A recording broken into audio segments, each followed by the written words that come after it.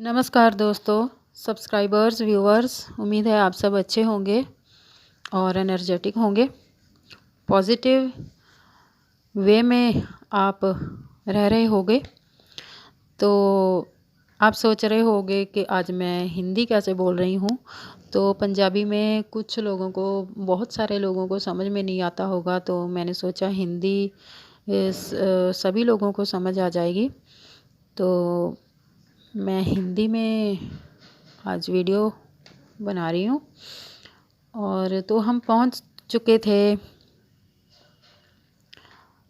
पांचवें चक्र, विशुद्ध चक्र पर, आफ्टर हार्ट चक्र। हार्ट चक्र हमारा 4th चक्र था और पांचवा चक्र है विशुद्ध चक्र, जो गले का चक्र है। तो गले के चक्र के लिए हमें वायु के बारे में बात करनी पड़ती है, वायु के बारे में समझना पड़ता है। तो उससे पहले हम सिर्फ वायु के बारे में बात करेंगे कि गले में जो हम हवा खींचते हैं, छोड़ते हैं, वो हमारे शरीर में कैसे काम करती है। हमें पहले उसके बारे में जानना बहुत ज़रूरी है। तो आप इस वीडियो को सुनते सुनते सब्सक्राइब ज़रूर करें, क्योंकि बहुत सारी जानकारी आगे आने वाली है और आपके लिए बहुत फ़ायदेमंद होने वाली है।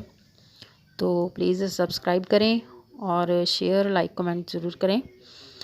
तो हम बात कर रहे थे वायु के बारे में।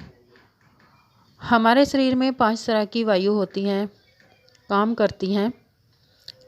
अलग अलग तरह की वायु अलग अलग तरह का काम करती है।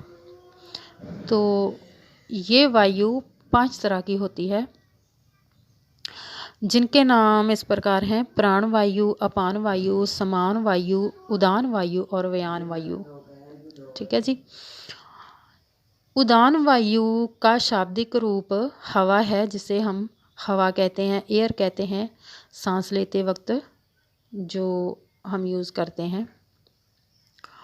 और सबसे पहले हम उदान वायु का मतलब समझेंगे।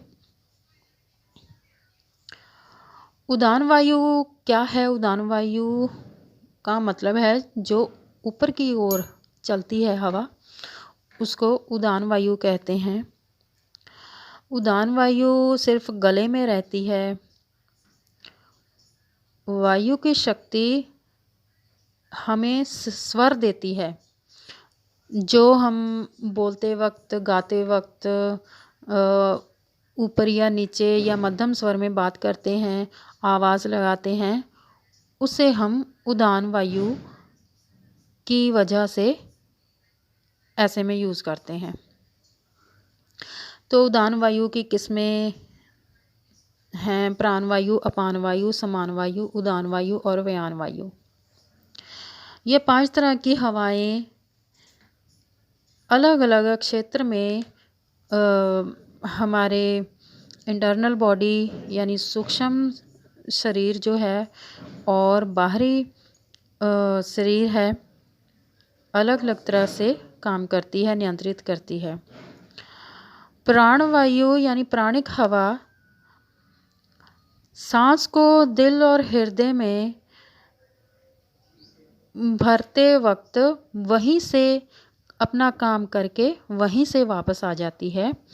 मतलब कि ये जो प्राण वायु है हमारे दिल तक रहती है, हृदय तक रहती है, और कहा जाता है कि ये यहीं तक रहती है और यहीं से वापस आती है। शुद्ध हवा जो हम अपने वातावरण से लेते हैं, अंदर को खींचना और हमें ज़िंदा रखना प्राण वायु का काम है। ठीक है जी। आगे दूसरे नंबर पर है अपान वायु। अपान वायु का काम है इंसान जो खाना खाता है, उस खाने को नीचे की तरफ धकेलना पचने के लिए। अपान का अर्थ है आत्मज्ञान या आत्मगौरव। अपान का मीनिंग है। और अपान वायु की वजह से ही हम अपने मल मूत्र या वीर्य को विसर्जित करते हैं। दूषित पदार्थ जो हमारे शरीर के अंदर से निकलते हैं वो अपान वायु की सहायता से, अपान वायु के प्रकरण से होता है। और जो प्रसूति क्रिया है, प्रेगनेंसी क्रिया है, जो एक लेडी को बच्चा पैदा होता है उसके लिए भी ये अपान वायु ही काम करती है। ठीक है जी। तीसरे नंबर पर है समान वायु। हमारे खाए हुए या खाए पिए भोजन को, पदार्थों को, या हमारी सूंघने की शक्ति को अलग अलग जगह पर समान रूप में ये वायु बांटती है। यानी कि हमारे खाए पिए को, उसको जूस बनाकर अलग अलग जगहों पर ये समान रूप में बांटती है। जहाँ जिसका जितना ज़रूरत है वहाँ पर ये भेजती है। इस वायु के दबाव से ऐसा होता है। और उदान वायु, यह शरीर में मजबूती बनाए रखने में सक्षम होती है।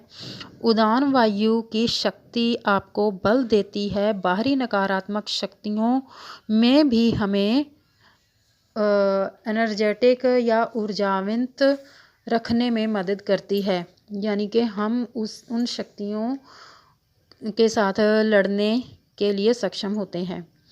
व्यान वायु, यह 5वें प्रकार की वायु है। यह शरीर में खून संचार, सांस, ज्ञान तंतु को बनाए रखने के लिए काम करती है। प्राण से इस प्रकार हमारा दिमाग संचालित होता है, या हम ऐसे कह लें कि जीवन से जुड़े अहम फैसले व्यान हवा, व्यान वायु के उपयोग से ही हम लेते हैं। ठीक है जी। तो ये था हमारे अंदर चल रही हवाओं, चल रही वायु के बारे में जानकारी, जो हमारे शरीर में अलग अलग प्रकार से काम करती हैं। और ये बहुत ही बेहतर और सक्षम जानकारी है जिसके बारे में हमें पता होना चाहिए। ठीक है जी। तो अगली वीडियो में हम विशुद्ध चक्र के बारे में बात करेंगे। उससे पहले ये जानना बहुत ज़रूरी था। तो अभी मैं इजाज़त लेती हूँ। और प्लीज़ प्लीज़ प्लीज़ सब्सक्राइब ज़रूर किया करें और शेयर करें। खुश रहें, आबाद रहें और एनर्जेटिक और पॉजिटिव रहें। अपनी ज़िंदगी में अपनी खुशियों और कामयाबी को बुलाएं। धन्यवाद।